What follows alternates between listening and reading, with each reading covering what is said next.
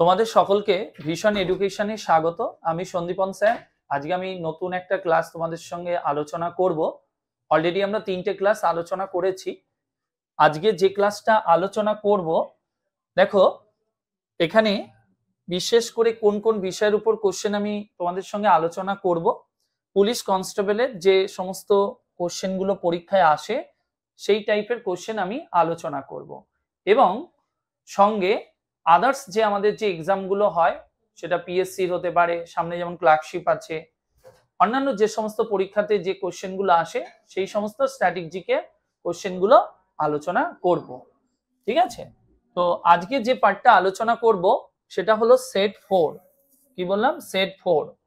ঠিক আছে, প্রিভিয়াস ইয়ারের কোশ্চেনগুলোকে নিয়ে। তো অলরেডি তোমরা জানো আমি 3টে ক্লাস তোমাদের সঙ্গে আলোচনা করেছি।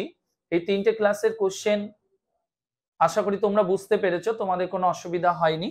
তো আজকে আমরা চতুর্থ সেট 4 এর যে প্রথম কোশ্চেন, দেখো কি রয়েছে। বাংলার রেনেসাঁসের জনক কাকে বলে অভিহিত করা হয়? এটা আমাদের কোন পরীক্ষায় দিয়েছে?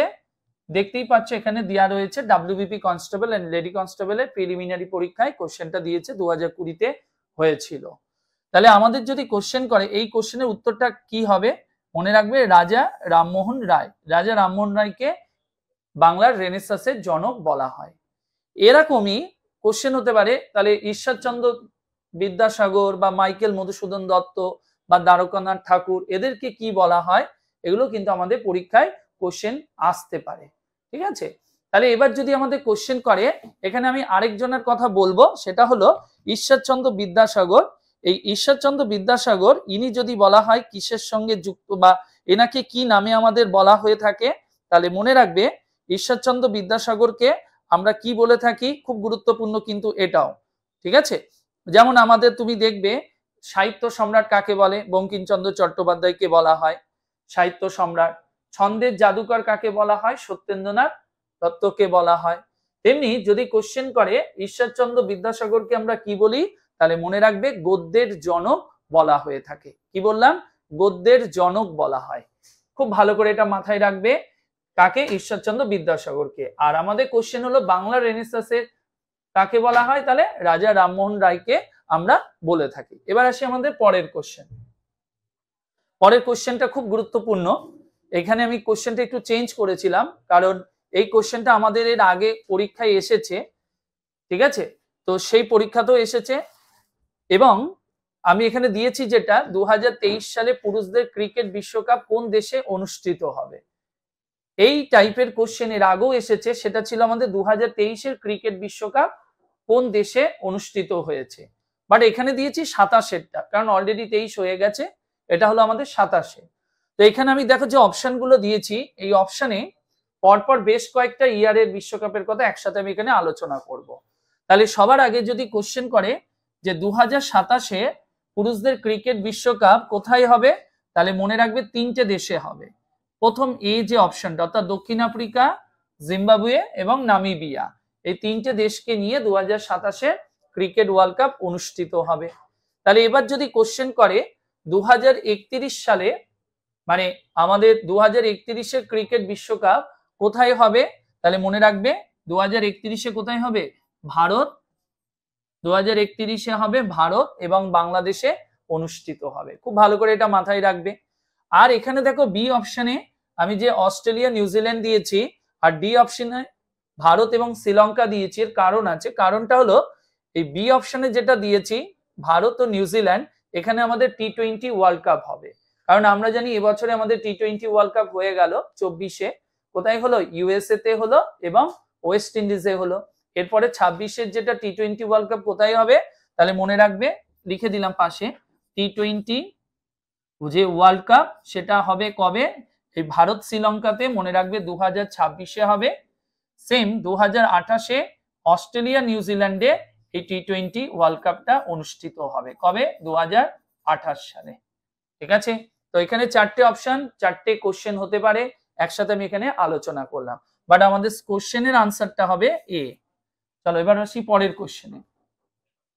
পরের কোশ্চেনটা দেখো কি বলেছে, আমফান নামটি কোন দেশ দিয়েছিল? দেখো আমরা জানি এই যে ওয়ার্ল্ড মেট্রোলজিক্যাল অর্গানাইজেশন, এরা প্রতি বছর আমাদের বিভিন্ন সাগর থেকে যে মানে একটা ঝড়ের পরিস্থিতি তৈরি হয় বলতে পারো, একটা ঝড় তৈরি হয় এবং যেটা বিশ্বের বিভিন্ন দেশের উপর দিয়ে গিয়ে কোন একটা জায়গায় গিয়ে আছড়ে পড়ে। তো এরকমই আমফান বলতে পারো, বা মোকা বলে একটি ঝড়, হুদহুদ বলে একটি ঝড়। তো এই যে ঝড়গুলো বিভিন্ন দেশ থেকে এগুলো নাম দেয়া হয়ে থাকে। তাহলে এখানে আমফান নামটা দেওয়া হয়েছে, যে আমফান বলে যে ঝড়টা, এই নামটি কোন দেশ দিয়েছিল, যেটা আমাদের কোন পরীক্ষায় এসেছে তোমরা দেখতে পাচ্ছ স্ক্রিনে, কোন পরীক্ষা এসেছে, ডাব্লিউবিপি কনস্টেবল অ্যান্ড লেডি কনস্টেবলের পিলিতে এই কোশ্চেনটা দিয়েছিল। তো এই আমফান যে ঝড়টা, তাহলে মনে রাখবে এটা কোন দেশ দিয়েছে, থাইল্যান্ড।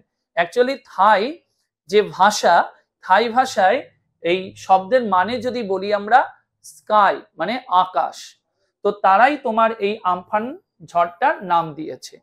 এছাড়াও আমাদের বহু ঝড় হয়েছে আমাদের অলরেডি, যেমন আমাদের তোমার এই ঝড়টা যেমন হয়েছিল হুদহুদ বলে একটি ঝড়। এই ঝড়টার নাম হুদহুদ।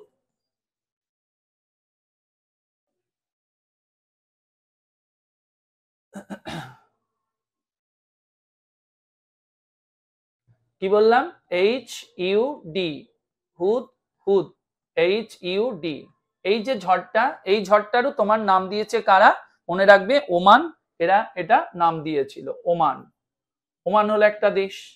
তো এরকম আমাদের প্রতি বছরই কিছু না কিছু ঝড় হয়, সেই ঝড়গুলো কিন্তু বিভিন্ন দেশ থেকে নাম দেয়া হয়ে থাকে। তো এগুলো আমাদের পরীক্ষাতে কোশ্চেন আসে। তো সেরকমই এটা আমফানটা আমাদের এই পরীক্ষায় দিয়েছিল। এবার আসি পরের কোশ্চেনে। বলেছে দেখো, প্রখ্যাত বাংলা উপন্যাস প্রথম প্রতিশ্রুতি কার লেখা? এটা দিয়ে বহু কোশ্চেন হতে পারে এবং এই কোশ্চেনটা অনেক পরীক্ষায় এসেওছে। এখানে দিয়েছে প্রথম প্রতিশ্রুতি কার লেখা, এটা তোমাদের ডাব্লিউবিপি যে কনস্টেবল লেডি কনস্টেবলের পরীক্ষায় এসেছে। তো প্রথম প্রতিশ্রুতির জন্য প্রথমত বলি আগে এটা কে লিখেছেন। তো মনে রাখবে এটা লিখেছেন আশাপূর্ণা দেবী। কে লিখেছেন? আশাপূর্ণা দেবী। এবং মনে রাখবে এই প্রথম প্রতিশ্রুতি বইটির জন্য আশাপূর্ণা দেবী প্রথম ভারতের মানে ভারতবর্ষের মধ্যে প্রথম কোন মহিলা যিনি কি পুরস্কার পেয়েছিল, জ্ঞানপীঠ পুরস্কার পেয়েছিল। তো এই জ্ঞানপীঠ পুরস্কার উনি কবে পেয়েছিল মনে রাখবে, এই জ্ঞানপীঠ পুরস্কার প্রথম ভারতীয় মহিলা হিসাবে 1976 সালে তিনি এই পুরস্কারটা পেয়েছিলেন। ঠিক আছে, কোন বইটা? প্রথম প্রতিশ্রুতি। আর এই জ্ঞানপীঠ পুরস্কারের কথা যেহেতু আমরা এখানে উল্লেখ করলাম, সেই জন্য এখানে একটা কথা বলে রাখি, এই জ্ঞানপীঠ পুরস্কার আমাদের চালু হয়েছে 65-তে এবং প্রথম কে পেয়েছিল যদি বলা হয়, মালায়ালাম ভাষার জন্য জি শঙ্কর কুরুপ, ইনি প্রথম ভারতীয় যিনি 1965-তে জ্ঞানপীঠ পেয়েছিল। এবং প্রথম বাঙালি যদি জ্ঞানপীঠ কে পেয়েছে, গণদেবতা বইটির জন্য তারাশঙ্কর বন্দ্যোপাধ্যায় 1966-তে প্রথম এই পুরস্কারটা পেয়েছিলেন। কি পুরস্কার? জ্ঞানপীঠ। আর প্রথম মহিলা বললে আশাপূর্ণা দেবী 76-এ প্রথম প্রতিশ্রুতি বইটির জন্য। তাহলে প্রথম প্রতিশ্রুতি কার লেখা? উত্তর হলো আশাপূর্ণা দেবী। চলো পরের কোশ্চেনে যাই। পরের কোশ্চেন যাওয়ার আগে কিছু ইনফরমেশন তোমরা দেখে নাও, যে ভিশন এডুকেশনে বেশ কিছু কোর্স তোমাদের জন্য লঞ্চ করা হয়েছে। যেমন আবাসিক কোর্স রয়েছে তোমার ডাব্লিউবিপি এবং কেপি কনস্টেবলের জন্য নতুন যে ব্যাচ চালু হচ্ছে 5ই অলরেডি আমাদের যে নতুন ব্যাচ শুরু হয়েছে। এবং এখানে আমাদের যে আবাসিক স্টুডেন্টদের জন্য এখানে থাকার ব্যবস্থাও রয়েছে। তোমাদের যদি মনে হয় আগামী দিনে পুলিশের পরীক্ষা দেওয়ার তোমাদের কোনো ইচ্ছা রয়েছে, তাহলে অবশ্যই হেল্পলাইন যে নাম্বার রয়েছে নাম্বারে যোগাযোগ করতে পারো। ওকে, আর আমাদের যে এখানে আরেকটি ব্যাচের কথা এখানে উল্লেখ করা হয়েছে, দেখতেই পাচ্ছ, স্পেশাল ফাউন্ডেশন ব্যাচ এবং প্র্যাকটিস ব্যাচ। এখানেও যদি তোমরা ভর্তি হতে চাও তাহলে অবশ্যই নাম্বারে যোগাযোগ করতে পারো। পরের কোশ্চেনটা দেখো, উইংস অফ ফায়ার কার আত্মজীবনী? প্রথমত উইংস অফ ফায়ার হলো ভারতের যিনি প্রাক্তন প্রেসিডেন্ট এপিজে আব্দুল কালাম, তারই এটা আত্মজীবনী। এই এপিজে আব্দুল কালাম আমাদের দেশে কোন সময়ে রাষ্ট্রপতি ছিলেন? 2002 থেকে 2007 সাল পর্যন্ত তিনি দেশের প্রেসিডেন্ট পদে দায়িত্ব সামলেছেন। এবং ইনি কততম? মনে রাখবে 11th। আমাদের দেশের 11তম রাষ্ট্রপতি ছিলেন এপিজে আব্দুল কালাম। তারই বই বা আত্মজীবনী উইংস অফ ফায়ার। বহু পরীক্ষার কোশ্চেন, মাথায় রেখো।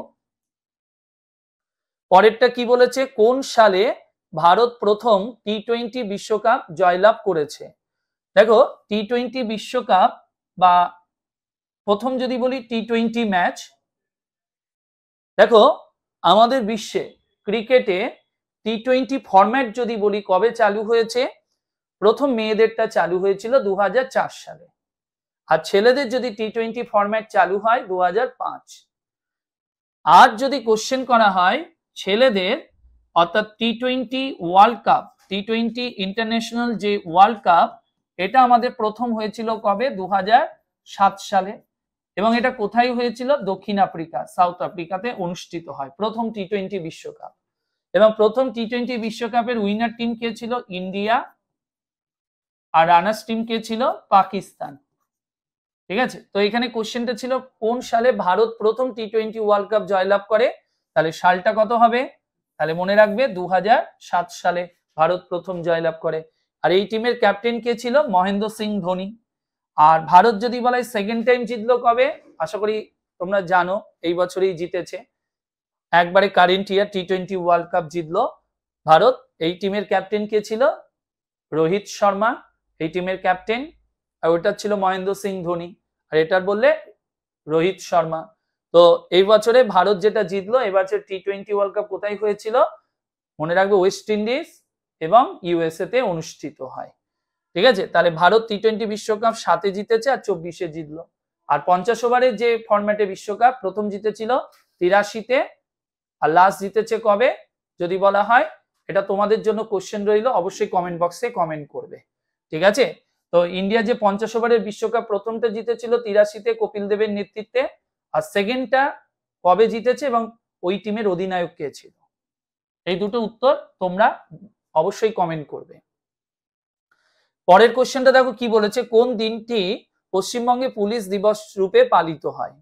তো মনে রাখবে প্রতি বছর 1 সেপ্টেম্বর আমাদের পশ্চিমবঙ্গে পুলিশ দিবস পালন করা হয়। ঠিক আছে, কারণ পশ্চিমবঙ্গে আমাদের দুটো ফোর্স রয়েছে, একটা ডাব্লিউবিপি আর একটা কেপি, কলকাতা পুলিশ। তো সেই অর্থে যদি বলা হয় পশ্চিমবঙ্গে পুলিশ দিবস কবে সেলিব্রেট করি? মনে রাখবে 1 সেপ্টেম্বর এটাকে আমাদের সেলিব্রেট করা হয়ে থাকে। পরেরটা দেখো কি বলেছে, কেরালায় নতুন ফসল তোলার উৎসবের নামটা কি? দেখো ভারতবর্ষে অনেক রাজ্যে এই ফসল তোলাকে নিয়ে কিছু উৎসব হয়ে থাকে। এক একটি রাজ্যে এই উৎসবগুলোর এক একটা আলাদা আলাদা নাম, বা যেগুলোকে আমরা বলি হারভেস্ট ফেস্টিভ্যাল। যেমন তামিলনাড়ুতে হয় পোঙ্গাল উৎসব, তাহলে তামিলনাড়ুতে কি হয়? পোঙ্গাল। এই উপলক্ষে অনেক খেলাধুলা হয় তামিলনাড়ুতে, এটা তামিলনাড়ুতে হয়। তেমনি এখানে কোশ্চেন দিয়েছে কেরালা, তেমনি ওয়েস্ট বেঙ্গলে হয়। ওয়েস্ট বেঙ্গলে কি হয়? নবান্ন হয়। তাহলে পোঙ্গাল তামিলনাড়ুতে হয়, তাহলে কেরালাতে কি হয়? তাহলে মনে রাখবে কেরালার যে উৎসব হারভেস্ট ফেস্টিভ্যাল, যেটাকে আমরা কি বলি? ওনাম উৎসব। ঠিক আছে, আর পশ্চিমবঙ্গে যদি বলা হয় ওয়েস্ট বেঙ্গলে, তাহলে সেটা মনে রাখবে নবান্ন। এবং কেরালায় এখান থেকে আরেকটা কোশ্চেন হতে পারে, এই ওনাম উৎসব উপলক্ষে কেরালায় একটা খেলা অনুষ্ঠিত হয়, যেটাকে আমরা কি বলি? বাইচ বা বোট রেস বলা হয়। তেমনি পোঙ্গাল উৎসব উপলক্ষেও তামিলনাড়ুতে একটি খেলা হয়, তাহলে সেই খেলাটার যদি কি নাম যদি আমাদের বলা হয়? তাহলে দেখো ভারতবর্ষে এই যে এখানে একটা কথা বলি, বিহু, এই বিহুটা কোথায়? আসামে হয়। আসামে অ্যাকচুয়ালি বিহু হলো 3টে জায়গাতে আমরা বিহু কথাটা আমরা ব্যবহার করি। বিহু অ্যাজ এ গান, মিউজিক, বিহু ডান্স, বিহু হলো উৎসব। তো এটা হলো আসামের তোমার একটা হারভেস্ট ফেস্টিভ্যাল বিহু। ঠিক আছে, এবং যেখানে অসমিয়া মানুষেরা এই উৎসবটাকে সেলিব্রেট করে। তো পোঙ্গালে আমরা যে খেলাটার কথা আমরা বললাম, যেটার নামটা কি মনে রাখবে? জাল্লিকাট্টু, যে খেলাটা অনুষ্ঠিত হয় পোঙ্গাল উৎসব উপলক্ষে। আর ওনামে বললাম বাইচ বা বোট রেস, যেটা খেলাটা অনুষ্ঠিত হয় এই উৎসব উপলক্ষে। এবার আসি পরেরটায়। পরের কোশ্চেনটা আমাদের কি বলেছে, রেলওয়ে স্টাফ কলেজ কোথায় অবস্থিত। প্রথমত এই কলেজটা কবে তৈরি হয়েছে, 1988 সালে। ঠিক আছে, তো এটা আমাদের কোথায় যদি বলা হয় কোন শহরে এটা তৈরি হয়েছে, জায়গাটার নাম মনে রাখবে ভদোদারা, যেটার আগের নাম ছিল বরোদা গুজরাট, তো সেটারই বর্তমান নাম ভদোদারা, যেখানে এই রেলওয়ে স্টাফ কলেজ অবস্থিত। আর এটি কবে তৈরি হয়েছে, 1988-তে এটা তৈরি করা হয়েছিল। পরের কোশ্চেনটা দেখো, ক্যারাকাস কোন দেশটির রাজধানী। ক্যারাকাস হলো, আচ্ছা এটাও আমাদের কোন পরীক্ষা এসেছে, কেপিএসআই এবং সার্জেন্টে যে পরীক্ষা হয়েছিল 2021-এ, সেখানে এটা এসেছে। আমি এটা বারবার আর বলছি না, তোমরা নিশ্চয়ই এটা দেখতে পাবে, লেখা আছে। তো বলি ক্যারাকাস কোন দেশটির রাজধানী। প্রথমত তার আগে বলি বাদবাকি দেশগুলোর রাজধানীগুলোর নাম। যেমন ইকুয়েডর, ইকুয়েডরের রাজধানী কি, নাম মনে রাখবে কিউটো, ইকুয়েডর। যেমন ফিলিপিন্স, ফিলিপিন্সের রাজধানী যদি বলি আমরা ম্যানিলা, ফিলিপিন্সের রাজধানী হলো ম্যানিলা। আর পেরুর যদি বলে, পেরুর ক্যাপিটাল হলো লিমা। তাহলে পড়ে থাকলো কোনটা, ভেনিজুয়েলা, তাহলে ভেনিজুয়েলার ক্যাপিটাল কি, মনে রাখবে ক্যারাকাস। এবার এখানে একটা ম্যানিলা শব্দটা যেহেতু আসলো, সেই কারণে এখানে একটা কোশ্চেন হতে পারে যে ম্যানিলা শহর থেকে, ফিলিপিন্সের শহর, এই শহরটা থেকে আমাদের একটা পুরস্কার দেয়া হয়, যেটাকে আমাদের এশিয়ার মধ্যে সবচেয়ে বড় পুরস্কার আমরা বলে থাকি, এশিয়ার সবচেয়ে বড় পুরস্কার, বা এটাকে আমাদের এশিয়ার নোবেলও বলা হয়। সেই পুরস্কারের নামটা কি, মনে রাখবে রামন ম্যাগসেসাই অ্যাওয়ার্ড, যেটাকে এশিয়ার নোবেল বলি। এবং এই যেটা আমাদের কোন শহর থেকে দেয়া হয়, ফিলিপিন্সের ম্যানিলা শহর থেকে এই পুরস্কারটা প্রদান করা হয়। পরেরটা দেখো কি বলেছে, র্যাডক্লিফ লাইন, ছবিটা দেখো, দেখলে বুঝতে পারবে ম্যাপটা। তো এই যে র্যাডক্লিফ লাইন নিম্নলিখিত কোন দুটি দেশের মধ্যবর্তী সীমানা। তো দেখো প্রথমত র্যাডক্লিফ লাইন যদি বলা হয় ভারত চীনের মধ্যে কি লাইন, মনে রাখবে ম্যাকমোহন লাইন। তাহলে অ্যাকচুয়ালি ভারত আফগানিস্তানের মধ্যে নেই, আমরা যেটা বলি আফগানিস্তান এবং পাকিস্তানের মধ্যে ডুরান লাইন বর্তমানে রয়েছে। আর আমাদের এখানে কোশ্চেনটা দিয়েছে র্যাডক্লিফ লাইন যেহেতু, তো এই র্যাডক্লিফ লাইন কোন দুটি দেশের মধ্যে, তাহলে মনে রাখবে ভারত এবং পাকিস্তানের মধ্যে, ভারত পাকিস্তানের মধ্যে কি রয়েছে, র্যাডক্লিফ লাইন। ঠিক আছে, আর ভারত চীন বললে ম্যাকমোহন লাইন, ভালো করে এটা মাথায় রেখো। পরের কোশ্চেনে আসি, পরের কোশ্চেনটা দেখো কি বলেছে, রাষ্ট্রপুঞ্জের জেনারেল অ্যাসেম্বলিতে, এখানে দেখো অনেকে ক্যান্ডিডেটরা ভুল করে, স্টুডেন্টরা খুব ভালো করে যারা দেখবে, রাষ্ট্রপুঞ্জের জেনারেল অ্যাসেম্বলিতে একমাত্র কোন ভারতীয় মহিলা প্রেসিডেন্ট হয়েছিলেন। দেখো এখানে অনেকে মনে করে জেনারেল অ্যাসেম্বলি মানে ইউনাইটেড নেশন, না এটা ভুল। কারণ হলো অ্যাকচুয়ালি ইউনাইটেড নেশনের আমাদের যে 6টা প্রিন্সিপাল অর্গান আছে, ইউনাইটেড নেশনের যে 6টা প্রিন্সিপাল অর্গান, মানে ইউএন যদি বলি, এদের দুটো টাইপের অর্গান হয়, প্রিন্সিপাল অর্গান, আরেকটাকে বলে স্পেশালাইজড এজেন্সি। ঠিক আছে, তো প্রিন্সিপাল অর্গানের সংখ্যা কটা, 6খানা। আর এরকম স্পেশালাইজড এজেন্সি আছে আমাদের প্রায় 14 থেকে 15খানা স্পেশালাইজড এজেন্সি আছে। তো আমাদের কাজ হলো মেইনলি প্রিন্সিপাল অর্গান গুলো, প্রিন্সিপাল অর্গান যে 6টা রয়েছে এদের মধ্যে একটা আছে বর্তমানে কাজ নেই, সেই জন্য অর্গানাইজেশনটাকে আমরা বলি ইনঅ্যাক্টিভ অর্গান। বোঝা গেল, মানে অর্গানাইজেশনটা আছে কিন্তু এদের বর্তমানে কোনো কাজ নেই, সেই কারণে এদেরকে আমরা ইনঅ্যাক্টিভ বলি। তো ওই জন্য আমাদের অনেক পরীক্ষায় কোশ্চেনটা আসে যে অ্যাক্টিভ অর্গান কটা, অ্যাক্টিভ বললে 5 বাট টোটাল বললে 6। তো তাদের মধ্যে একটা অর্গানাইজেশনের নাম হলো 6টার মধ্যে একটা, সেটা হলো ইউএনজিএ, মানে জেনারেল অ্যাসেম্বলি। ঠিক আছে, তো 6টার মধ্যে এটা একটা, যার পুরো নাম কি, ইউনাইটেড নেশন জেনারেল অ্যাসেম্বলি। তো এই ইউএন জেনারেল অ্যাসেম্বলি অ্যাকচুয়ালি যবে ইউএন তৈরি হয়েছে এদের প্রিন্সিপাল অর্গানগুলোও তৈরি হয়েছে। তাহলে ইউএন কবে তৈরি হয়েছে, 1945 সালে 24শে অক্টোবর ইউনাইটেড নেশন তৈরি হয়। আর এই 24শে অক্টোবরের দিনটাকেই আমরা বলি ইউএন ডে। তো এই ইউএন জেনারেল অ্যাসেম্বলি অ্যাকচুয়ালি কাজটা কি, দেখো একটি দেশের পার্লামেন্টে যে সমস্ত কার্যাবলীগুলো হয়, ধরো নতুন নতুন প্রকল্প, কোনো একটা বিষয়কে নিয়ে আলোচনা, কোনো একটা সিচুয়েশন যদি অ্যারাইজ হয় যেখান থেকে সরকার কি করতে পারে সরকারের বিভিন্ন বিরোধী দলের যারা সাংসদ রয়েছে বা সরকারের যে সমস্ত এমপি রয়েছে সাংসদ, তাদের সঙ্গে আলোচনা। তো এই সমস্ত কাজগুলো আমাদের কোথায় হয়? পার্লামেন্টে। তো ঠিক ইউনাইটেড নেশনের এই সমস্ত কাজগুলো আমাদের কোথায় হয়? এই জেনারেল অ্যাসেম্বলিতে। এই জন্য এই অর্গানাইজেশনটার আরেকটা নাম কি? আমরা বলি ওয়ার্ল্ড পার্লামেন্ট। খুব ভালো করে মাথায় রাখবে, এটা পরীক্ষার কোশ্চেন। কোন আন্তর্জাতিক সংগঠনকে আমরা ওয়ার্ল্ড পার্লামেন্ট বলি? তাহলে আনসার আসবে ইউএনজিএ। তো এইখানে যিনি প্রেসিডেন্ট হন, এখানে যিনি প্রেসিডেন্ট হন মানে জেনারেল অ্যাসেম্বলিতে, তার কার্যকাল হয় 1 বছর, মানে সেপ্টেম্বর থেকে নেক্সট ইয়ারে আগস্ট পর্যন্ত ইনি দায়িত্ব থাকে। ঠিক আছে, যেমন আমাদের লাস্ট যদি বলি মানে 23 থেকে 24 এই সময় কে ছিল? ডেনিস ফ্রান্সিস ইনি ছিলেন। তেমনি যদি বলা হয় 24 সেপ্টেম্বর থেকে 25 আগস্ট পর্যন্ত কে এসেছে? ফিলেমন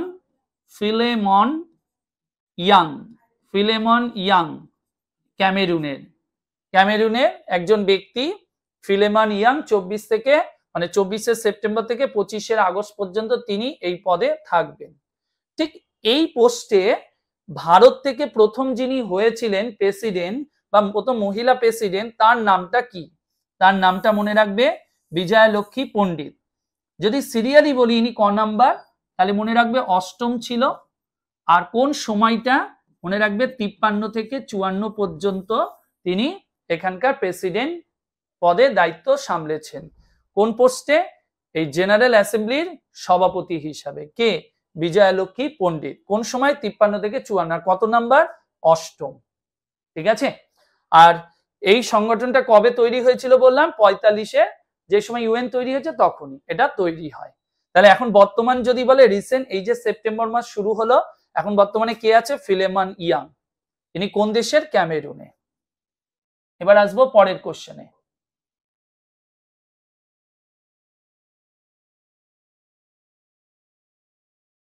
পরের কোশ্চেনটা দেখো কি বলেছে। এসইজেড এর সম্পূর্ণ কথা কি? অর্থাৎ স্পেশাল ইকোনমিক, দেখো এখানে অপশনে দিয়েই আছে special economic zone. Special economic zone বলতে কি বোঝায়? যেখানে বিদেশি বিনিয়োগকারীদের বা যারা ওই অঞ্চলে বিনিয়োগ করতে চায় তাদেরকে বিভিন্নভাবে কিছু সুযোগ সুবিধা প্রদান করা হয়। তো তার জন্য এই জোনটা বা স্পেশাল ইকোনমিক জোনটা তৈরি করা হয়েছে। ওই অঞ্চলে ব্যবসা বাণিজ্যের উন্নয়নের জন্য মানুষকে মানে বিভিন্ন যারা বিনিয়োগকারী ইনভেস্টর তারা যাতে ওখানে বিনিয়োগ করে তার জন্য তাদেরকে ইন্টারেস্ট জাগানোর জন্য কিছু সুযোগ সুবিধা দেয়া হয়। তো সেই অর্থে এই জোনটা তৈরি করা হয়েছে। তাহলে এটার যদি বলি পুরো নামটা কি? Special economic zone. তাহলে এটার আনসার আসবে ডি। পরেরটা দেখো, বলছে লাক্ষাদ্বীপের রাজধানী কোনটি? দেখো লাক্ষাদ্বীপের যদি রাজধানী যদি বলা হয়, এখানে পোর্ট ব্লেয়ার আছে, কাবারতী আছে, পানাজি আছে আর লাক্ষাদ্বীপ আছে। দেখো এখানে একটা কথা বলি, লাক্ষাদ্বীপে যে রাজধানী অ্যাকচুয়াল এখন বর্তমানে লাক্ষাদ্বীপ নয়, তার মানে এটা বাদ যাবে। পোর্ট ব্লেয়ার যদি বলি কোথাকার? আন্দামান অ্যান্ড নিকোবর আইল্যান্ডে। আর পানাজি হলো গোয়া। তাহলে পড়ে থাকলো কোনটা? কাবারতী। তাহলে কাবারতী হলো তোমার লাক্ষাদ্বীপে বর্তমান কি রাজধানী। এবার এখানে একটা কোশ্চেন আছে, এই যে আমি এখানে পোর্ট ব্লেয়ারের কথা উল্লেখ করলাম, এই পোর্ট ব্লেয়ার খুব ভালো করে মাথায় রাখবে, এই পোর্ট ব্লেয়ার যে শহরটা এটার একটা নতুন নাম দেয়া হয়েছে। ঠিক আছে, বর্তমানে এটার একটা নতুন নামকরণ করা হয়েছে। তো সেই পোর্ট ব্লেয়ারের নতুন যে নামটা কি দেয়া হয়েছে খুব ভালো করে, যদি এই কোশ্চেনটা একদম নতুন কোশ্চেন মানে বলতে পারো কারেন্ট অ্যাফেয়ার্সের কোশ্চেন, তবু আমি বলে দিই, হয়তো তোমরা এটা ম্যাগাজিনে এই মাসেই পড়তে পারবে। তো এটার নতুন কি নাম দেয়া হয়েছে? শ্রী বিজয়াপুরম। কি নাম বললাম? শ্রী বিজয়াপুরম, যেটাকে কিনা তোমার নামকরণ করা হয়েছে। তার মানে আমাদের যদি কোশ্চেন করে এই যে পোর্ট ব্লেয়ার, এই যে শহরটা যেটা আন্দামান নিকোবরের ক্যাপিটাল, এই পোর্ট ব্লেয়ারের নতুন নামটা কি দেয়া হয়েছে? শ্রী বিজয়াপুরম, যেটা তোমার নাম দেয়া হয়েছে। আর লাক্ষাদ্বীপেরটা তো বললাম কাবারতী। আর এটা কোন পরীক্ষা এসেছে? ডাব্লিউবি এনভিএফ যে এক্সামটা হয় সেই পরীক্ষাতে আমাদের এই কোশ্চেনটা এসেছিল। পরেরটা দেখো কি বলেছে, নিম্নলিখিত কোন খেলাটির সঙ্গে মিলখা সিং যুক্ত? তাহলে মিলখা সিং কোন খেলার সঙ্গে যুক্ত? অ্যাথলেটিক্স এর সঙ্গে যুক্ত, ঠিক আছে।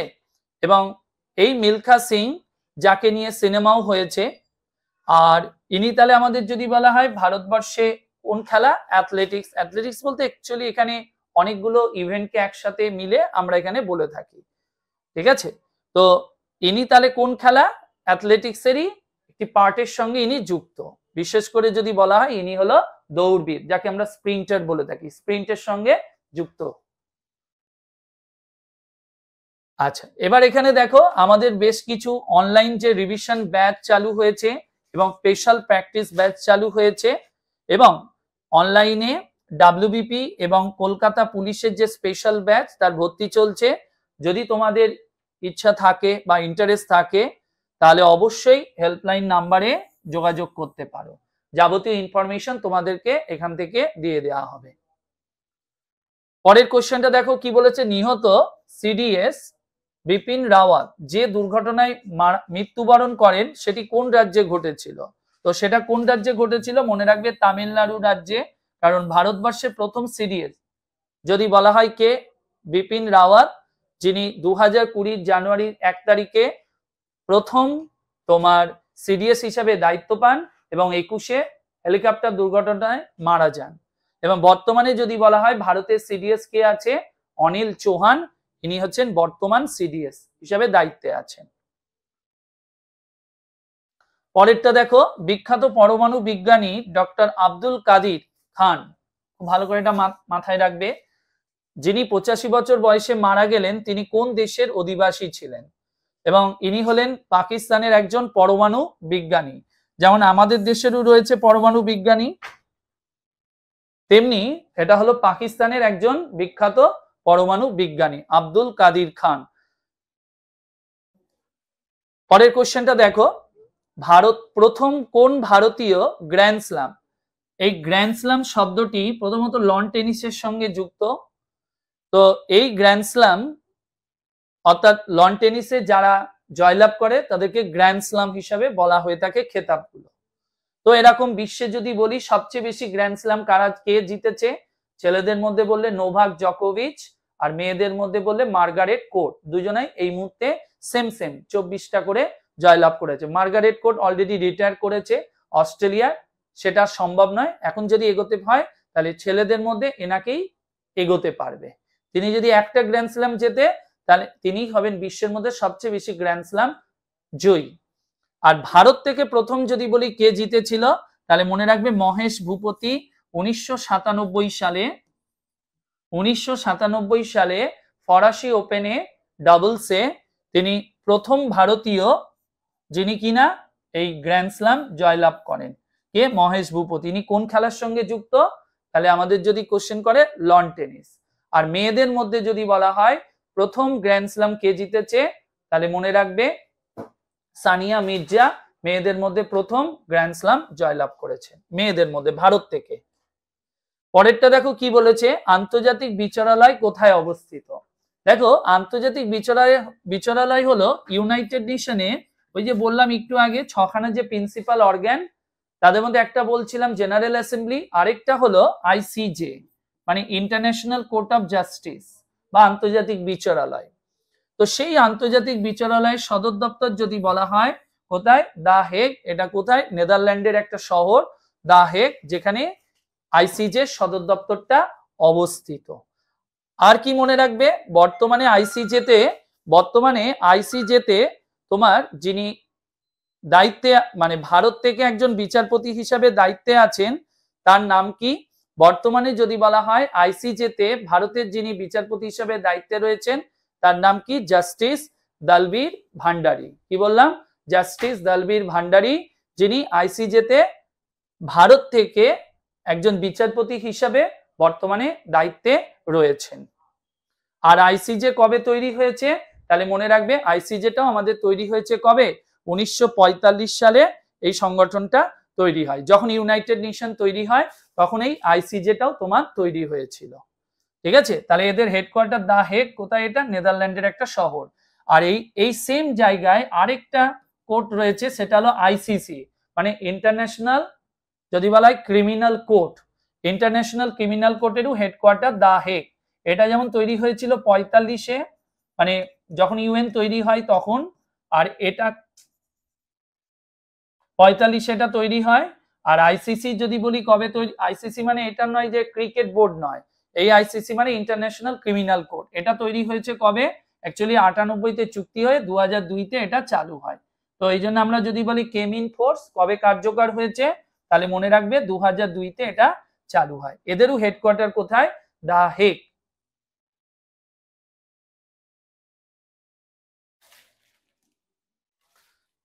পরের কোশ্চেনটা কি বলেছে? বিবর উপন্যাসটি কার লেখা? খুব ভালো করে মাথায় রাখবে, এটাও আমাদের পরীক্ষার কোশ্চেন।